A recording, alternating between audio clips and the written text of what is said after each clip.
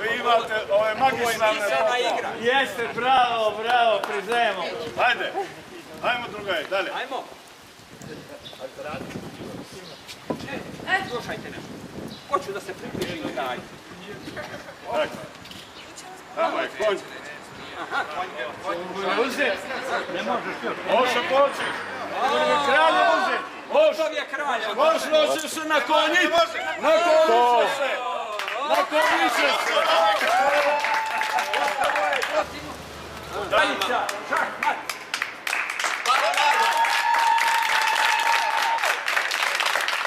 Vlada je spala.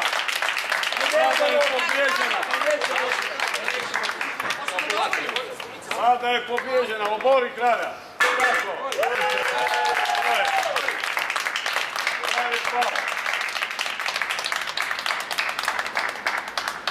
Smanjuju nam penzije, smanjuju nam plate, jednostavno guraju nas u propast. A oni, pogledajte, svi njihovi činovnici imaju na srednjim knjižicama od 20 do 100.000 evra, pa platu sa 3-4 mjesta, pa onda oni jednostavno kažu, to smo mi zaradili, a vi penzioneri, možete i da budete gladni, to nema nikakve veze. Sinoć je 1000 penzionera ostalo bez večere. Jutros, da bi doručkovali, pošli su da traže doručak po kontejnera, a vlada spava, idu na Metalik, jašu prema inostranstvu, šetaju, jednostavno ljudi slobodni, narod je zadovoljan, gladan, ne može da mrda od gladi i oni mogu da budu i da šetaju i da budu zadovoljni. Eto, to je naša vlada. Sram vas bilo! Sram je bilo! Provodimo na političku partiju, pa znači ne idemo. Ne priznajemo.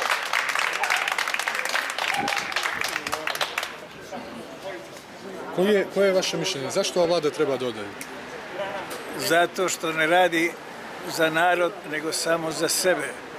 A narod svaki dan sve siromašniji i zaista i da imaju i malo obraza, oni bi morali nešto mijenjati u svojoj politici, jer u Crnoj Gori nema demokratije, narod je ogladnio, osiromašio, mi od nužde dolazimo ovdje.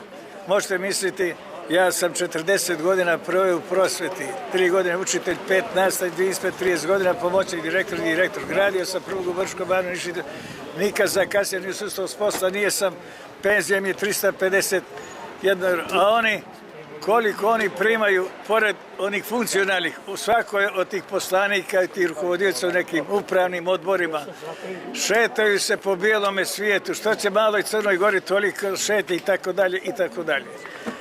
Crna Gora je toliko bogata da je nisu oni osiromašili, opljačkali, prodali preduzeća, doveli mafiju svjetsku, svoje društvo, uvrstili se među njima i šta mi možemo? Mi možemo da trpimo.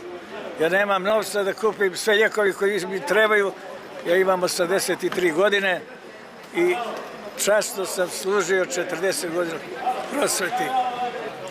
Je li teško bilo matirati vladu? Ne, oni ne umiju da igraju. Oni samo znaju da prave štetu ovome narodu. Svaki potez im je nova šteta, nova provalija, veće siromaštvo. Jednostavno oni ne umiju da vladaju. Zauzeli su mjesta onima koji bi umjeli da vladaju.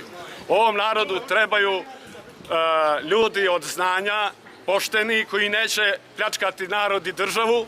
Ovi ljudi, nama trebaju ljudi koji će pošteni odnos imati prema narodu i prema državi, da je izvuku iz ove bijede u kojoj se nalazi, da je izvuku iz ekonomske krize. Nas ova vlada sve više gura u provaliju. Prema tome, mi smo danas došli ovdje da je matiramo, kao što ste vidjeli, ogoleli smo i oni nemaju šta više da čekaju nego da kupe prnje i da idu, da se formira prelazna vlada, da se stvore fer i demokratski izbori i da idemo na pobjedu, da narod pobjedi, ne hoštapljeni, ne mafijaši, ne kriminalci, ne Milo Đukanović. Može ime i prezime samo. Vojo Vuljetić. Funkcija u udruženju? Predsjednik Udruženja za zaštitu penzionera i invalida Crne Gore. Hvala vam. Hvala. Ajmo, svoj Nećemo. A nie możesz? A nie możesz? Imate li žutu? Ne može. I ja sam nama dala plavi.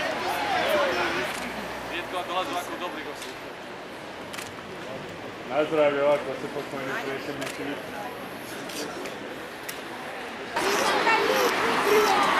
Vidite, ne morate sad ovaj naš performans da uništite. Pa nije, mi smo došli da se... Pa sad izgleda da ćemo to mi da pišemo. Naše djece, uzmite samo na krede i zajedno sa maškom.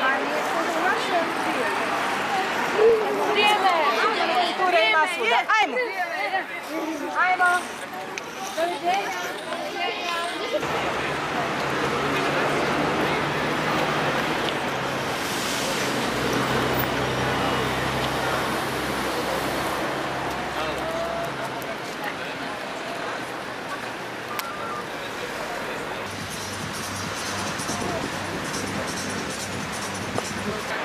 Mi smo danas ovdje došli zbog ove djece koju je parlament zloupotrijebio, odnosno konkretno Ranko Krivokapić, crtajući danas sa njima na isti način na koji maže oči i zloupotrebljava njihovu budućnost cijelih 20 godina.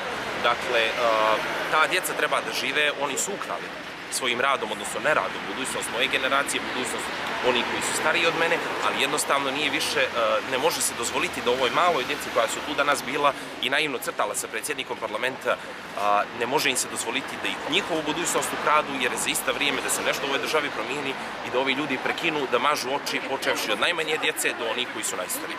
I zbog toga smo danas ovdje došli da damo djeci te krede i da napišemo ispred parlamenta da je vrijeme da nacrtamo zastavu Evropske unije i da im kažemo da jednostavno proces evropskih integracija i ono što oni predstavljaju jednostavno to nije isto.